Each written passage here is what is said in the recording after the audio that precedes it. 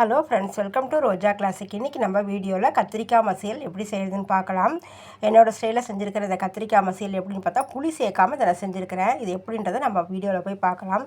இந்த கத்திரிக்காய் மசியல் செய்யறதுக்கு பார்த்தீங்கன்னா நான் 2 பேருக்கு இந்த கத்திரிக்காய் மசியல் செய்கிறேன். இதுக்கு ஒரு 3 கத்திரிக்காயை 2 தக்காளி பழம் எடுத்துருக்கிறேன். இந்த கத்திரிக்காயை நம்ம இதை போல் சுட்டு எடுத்துக்கலாம். விறகடுப்பு இருக்கிறவங்களா இருந்தால் நேரடியாக விறகடுப்பு தணல்லையே சுட்டு எடுத்துடலாம். நான் இதை போல் கேஸ் ஸ்டவ்வில் சுட்டு எடுக்கிறேன். நேரடியாகவும் காட்டி சுட்டு எடுக்கலாம். நான் அது போல் வலக்கரண்டியில் சுட்டு எடுத்துடுறேன். கத்திரியை நல்லா கழுவி க்ளீன் பண்ணிவிட்டு மேலே நல்லெண்ணெயை தடவிட்டு இதை போல் நெருப்பில் சுட்டு எடுக்கணும். மேல் தோல் நல்லா கருத்து வந்தால் தான் உள்ளே கத்திரிக்காய் நல்லா வெந்து வந்திருக்கும். நம்ம கத்திரிக்காய் வாங்கும்போது மேல் பக்கம் எதுவும் இல்லாமல் பார்த்து வாங்கிட்டு இதை போல் நம்ம சுட்டெடுத்து இந்த மசியலை செய்யலாம்.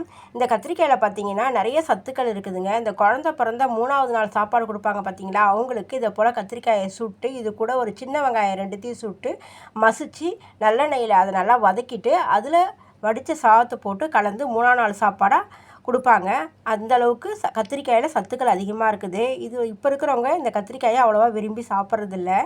கத்திரிக்காயில் இருக்கிற சத்துக்களை நம்ம குழந்தைங்களுக்கு சொல்லி கொடுத்து இதை சாப்பிட வைக்கணும். இப்போ கத்திரிக்காயோட நிறம் பார்த்திங்கன்னா கொஞ்சம் கொஞ்சமாக மாறி வந்திருக்குது பாருங்கள். இன்னமும் கொஞ்சம் கத்திரிக்காய் நிறம் மாறி வரணும். இது சரியான பதத்தில் வந்திருக்குது. இப்போ நான் இதை வேறு ஒரு கிண்ணத்தில் மாற்றிக்கிறேன். அடுத்து தக்காளி பழத்தை இதே போல் சுட்டு எடுத்துக்கலாம். நீங்கள் நேரடியாக கூட அடுப்பில் காட்டி இந்த தக்காளி பழத்தை சுட்டு எடுக்கலாம். இதே கேஸ் ஸ்டவ்வில் காட்டி நான் அந்த வலாக்கரண்டியில் காட்டி இதை சுட்டு எடுக்கிறேன்.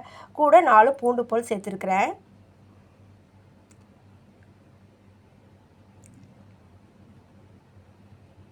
இப்போ தக்காளி பழமும் நல்லா வெந்து வந்திருக்குது. அது மேல் தோலெல்லாம் நல்லா உறிஞ்சி வந்திருக்குது பாருங்கள். அப்போ தக்காளி பழமும் நல்லா வெந்து வந்திருக்குது. இப்போ இதையும் வேறு இதில் மாற்றிக்கலாம்.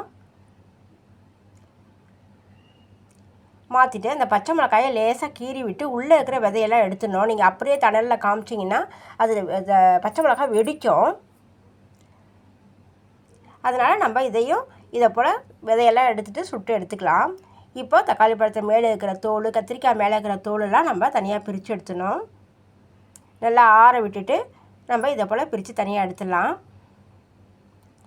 தக்காளி பழம் மேலே இருந்தால் அந்த மெலிஸ் தோலை எடுத்துட்டேன். இப்போ கத்திரிக்காய் மேலே இருக்கிற அந்த கருப்பாக இருக்கிற அந்த மேல் தோலை எடுத்துடலாம். எடுத்துகிட்டு இந்த கத்திரிக்காயை நல்லா பிரித்து பார்க்கணும். உள்ளே ஏதாச்சும் பூச்சி இருந்தான்றதை நம்ம பிரித்து பார்த்து செக் பண்ணிக்கலாம். செக் பண்ணிவிட்டு அப்புறமா எல்லாத்தையும் இதை நல்லா மசிச்சு விட்டுக்கலாம். நான் எல்லாத்தையும் செக் பண்ணி பார்த்துட்டேன். கத்திரிக்காய் எல்லாமே நல்லா இருந்துச்சு.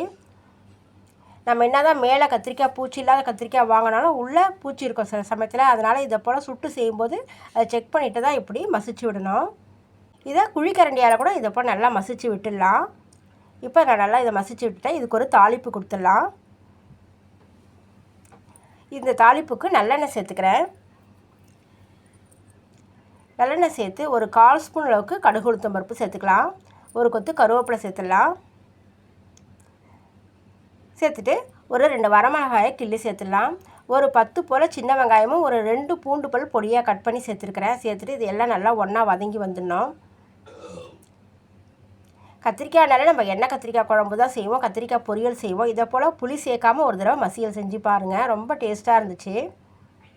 இப்போ இதில் பார்த்தீங்கன்னா ஒரு 1/4 ஸ்பூன் மஞ்சள் தூளும் ஒரு 1/4 ஸ்பூன் அளவுக்கு சாம்பார் பொடியும் கொஞ்சமாக சேர்த்துருக்குறேன். ஏன்னா நம்ம பச்சை மிளகாய் வரமிளகாலாம் சேர்த்துருக்குறோம். நம்ம எடுத்துக்கிற கத்திரிக்காய்க்கு இந்த காரம் போதுமானதாக இருக்கும். இப்போ மசித்த இந்த தக்காளி பழம், பச்சை மிளகாயை, கத்திரிக்காயை எல்லாத்தையும் சேர்த்துடலாம். சேர்த்துட்டு கொஞ்சம் நேரத்துக்கு எல்லாத்தையும் நல்லா ஒன்றா மிக்ஸ் பண்ணி விட்டுடலாம். புளி எதுவுமே சேர்க்காமல் செஞ்ச இந்த கத்திரிக்காய் மசியல் அவ்வளோ டேஸ்ட்டாக இருந்துச்சுங்க. நான் 2 பேருக்கு சப்பாத்திக்கு சைட் டிஷ்ஷாக இந்த மசியல் செஞ்சேன். நீங்களும் ஒரு தடவை இதை போல் ஒரு மசியல் செஞ்சு சாப்பிட்டு பாருங்கள். சப்பாத்திக்கு ரொம்பவே டேஸ்ட்டாக இருக்கும். நல்லா இந்தளவுக்கு நல்லா மிக்ஸ் பண்ணி விட்டுட்டேன். நம்ம சேர்த்த மஞ்சள் பொடி, சாம்பார் பொடி வரையும் மசாலா வாசனை போகிற வரைக்கும் அதை நல்லா 2-3 நிமிஷத்துக்கு நல்லா கலந்து விட்டுடணும். அவ்வளோதாங்க, ரொம்பவே டேஸ்ட்டான கத்திரிக்காய் மசியல் ரெடி ஆகிடுச்சு. நம்ம கடைசியாக கொஞ்சம் மல்லித்தழையை தூவி இதை ஒரு தடவை பிரட்டி விட்டுடலாம். விட்டுட்டு இது ஒரு சப்பாத்தியோட நீங்கள் சைட் டிஷ்ஷாக தொட்டு சாப்பிட்டு பாருங்கள். ரொம்பவே டேஸ்ட்டாக இருந்துச்சு. நீங்களே இந்த ரெசிபியை ஒரு தடவை ட்ரை பண்ணி பாருங்கள். இந்த கத்திரிக்காய் மசியல் ரெசிபி உங்களுக்கு பிடிச்சிருந்ததுன்னா லைக் பண்ணுங்கள், ஷேர் பண்ணுங்கள். மறக்காமல் ரோஜா கிளாசிக் சேனலுக்கு சப்ஸ்கிரைப் பண்ணிவிடுங்க. நம்ம சேனலை ஃபாலோ பண்ணிவிடுங்க. நம்ம வீடியோவை பார்க்குறவங்க முதல்ல லைக் பண்ணிவிடுங்க. நம்ம நெக்ஸ்ட் வீடியோவில் பார்க்கலாம். தேங்க்யூ.